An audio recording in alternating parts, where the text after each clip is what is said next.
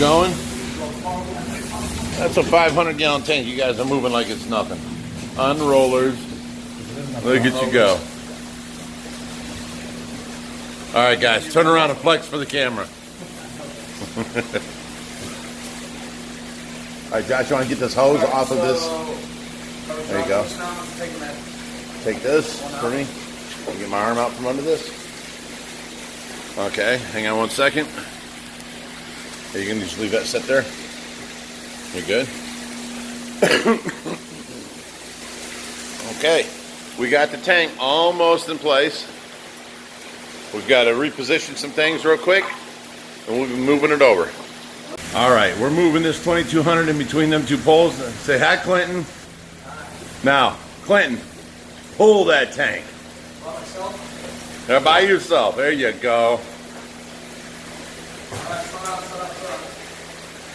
A little more. Okay, stop there. 2 more inches.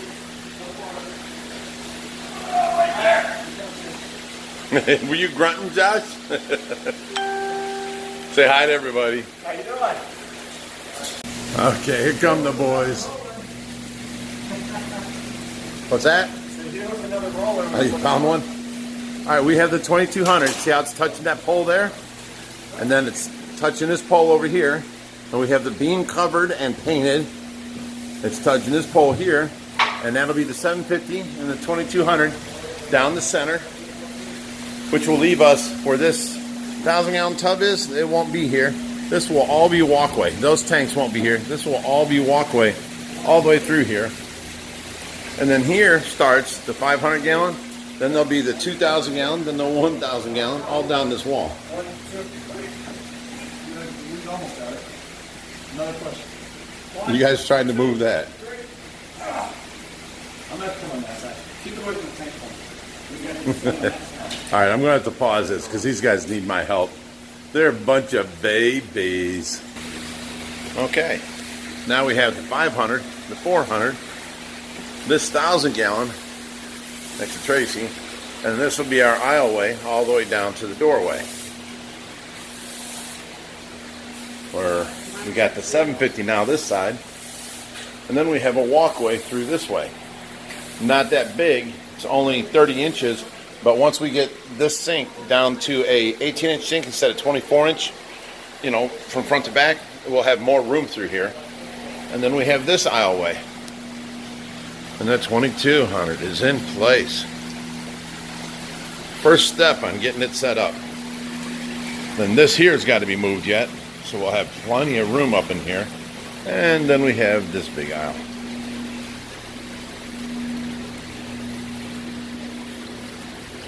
Okay. Keep watching. We will add more. Now that's an empty pool, Josh, huh? That's big.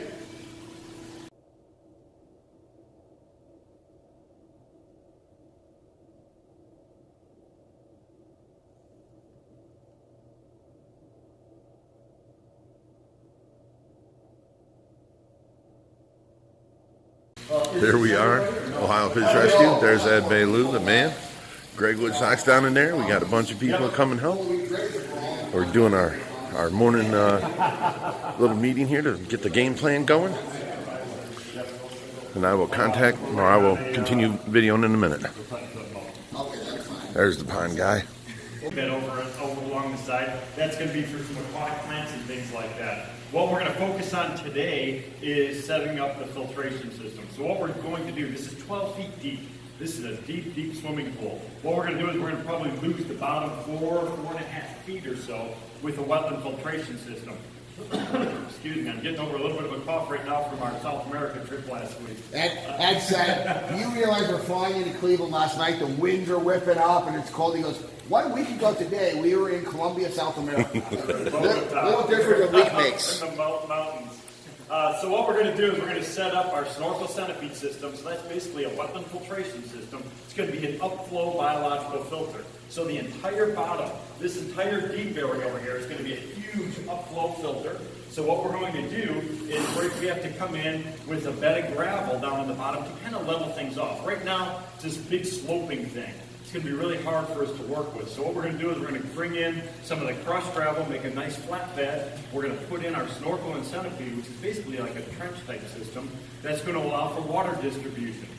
This will make a lot more sense once we start doing it. Then we're going to level everything out and put our layer of aqua blocks across that. That's going to be our sedimentation trap. How many fish are you going to throw in here, Rich? You have no idea, probably. I have no idea yet. And some big ones. Huge, Yes. huge giant fish, which you will see here in a minute over in the other room that he has. But there's going to be a huge biological load inside of this system. So what we want to do is we want to be able to manage that. Now the nice thing about this is we don't have a lot of leaf debris coming in here. Obviously we're indoors. So the only thing that we really have to worry about is ammonia, nitrogen, phosphorus, all that stuff which could cause water quality issues. So our wetland filter, the entire bottom with those aqua blocks is going to be a huge sedimentation trap. That'll handle all the fish waste, at least the big stuff. Once that stuff is settled out, then the water's going to flow very gently through different layers of river rock.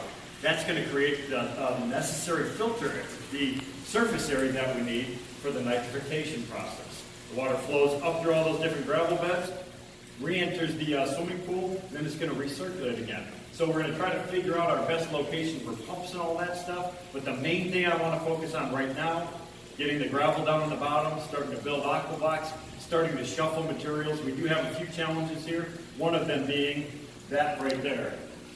We have to bring all the materials through that door. So And that second door. How many tons of materials through that door? Well, not including the boulders, we have 35 tons of river rock and another 6 tons of Flagstone? flagstone. So we have 41 tons. Yeah, you guys paid to work. But thankfully, I think, Tony, you brought a ditch witch. He's the man. So No, I don't think he's going to fit through that door. Thank you, So Tony. we can start shuffling materials a little bit closer, and then we can pick it up. So Ed, what would be, we have 2 days here. Yes. What is your goal today to get done?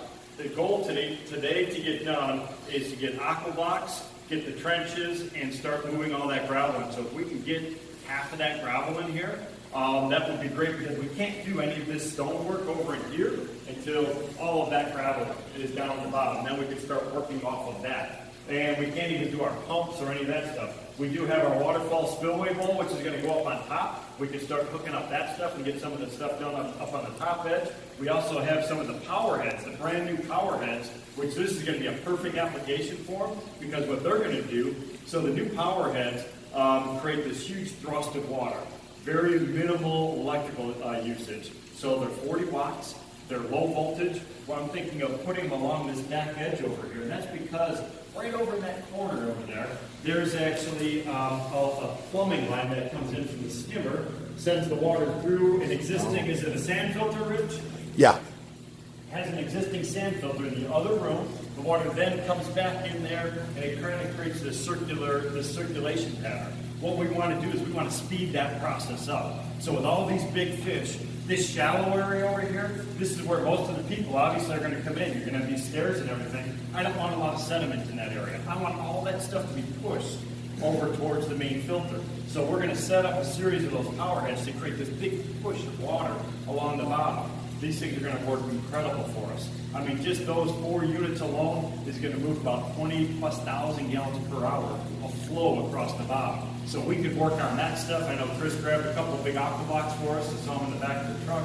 We'll mount those things in. So we'll be able to split people up into several different groups. Yeah, so Chris is going to be the project lead. Ed's going to be keeping everything going like this. For me, I'm just documenting this because I want to show what more people can do with a unique thing. How unique of a house anyway with an indoor swimming pool, but it got used a small percentage of the time by your wife. You still got the hot tub for her.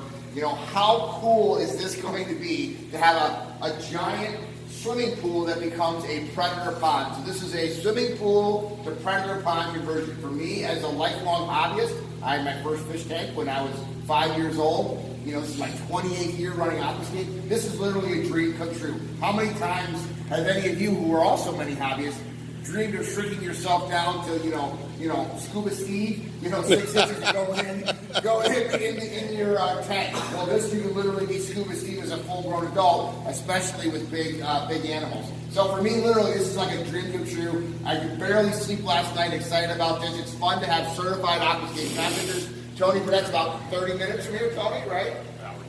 Hour and 10 minutes. Okay, so an hour and 10 minutes from here. He's a full-time fireman and a full-time pond builder. He's doing both. So he brought some of his equipment and everything else like this. These guys drove in from Chicago last night. I think the farthest we got Florida here, the Keys. We're not in Florida today. Probably 20 degrees outside. We've got Colorado, Big Sam back there.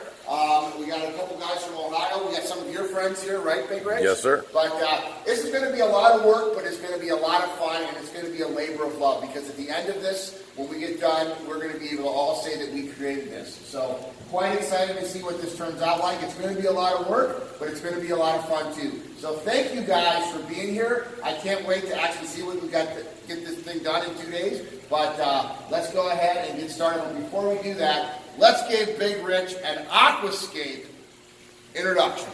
Okay.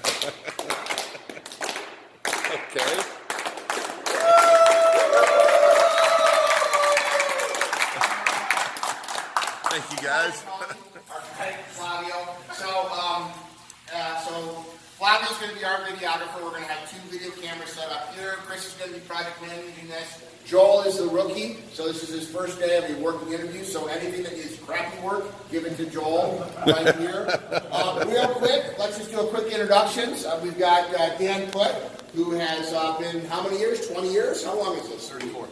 24 years. Okay, so 34. 34. Okay, he is old. Okay. So Dan, you're from where in Michigan? Just south of Detroit. Okay, so a couple hours away. Okay, we got Poseidon in the room. Okay, you work for Corey, right? Construction supervisor. Name? Poseidon. Dan. Dan from a couple hours away too, right? Yeah, close to the Ann Arbor there. Okay, so you've been in this industry for 7 years, you said? About a decade now, yeah. Oh, wow. Okay. Sam? I'm Sam from Colorado. I've got my own business. I've been doing it for 5 or 6 years now. Okay. Yeah, is it Aaron? Aaron. Aaron, Mr. Florida Keys. Go ahead. Aaron Chico, a plumber. I'm getting ready to make the switch over to full-time office. Okay, so he's a plumber from the Florida Keys, and he said he came to one of our seminars in 2001, and now he's ready to get going. It just takes a little bit of time. Okay. Brandon from Mansfield, Ohio. Just learned how to do ponds. You got one pond in the ground, right? Yeah, I got a couple in the pond. Nice. I saw that picture of one. Great. Yeah. Uh-huh. I'm Brad from Middlefield, Ohio. I've done waterfalls and water features for a couple of years. I'm just learning some tips and tricks. What was your name again? Brad. Brad. Yep. Okay, I'm going here. I'm Daniel. I've been building ponds and koi ponds and waterfalls for about 4 years now. Just loved it as soon as I got into it. Amen. I'm so happy to be here right now. So stoked. Awesome. I'm excited. We'll see what you feel after 2 days of hauling in. That's what I do all summer, man. I'm ready for it. I'm ready to get started. I'm Matt. I'm from Dayton, friend of Big Rich over here. I've been in the hobby for a while and want to come get some muscle and help. Amen. What do you do for a profession? I am actually a area manager for GNC. Oh, okay. Yeah, excellent. Joel, I already introduced you. So Joel is, we met at church at Camp Harvest, and he's 18, he's a senior, so he's missing 2 days of school for this. For real. All right.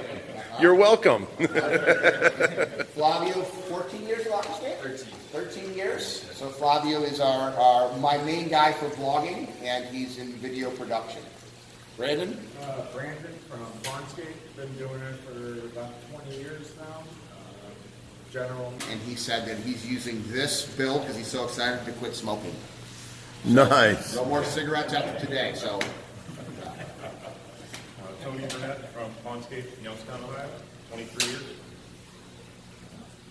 He really didn't say he was going to stop smoking, but... And then Chris has been with us. Is this 6 years, Chris? Yep. Chris started, and 3 months after he started, he landed the new guy on the crew for our TV show Pond Stars.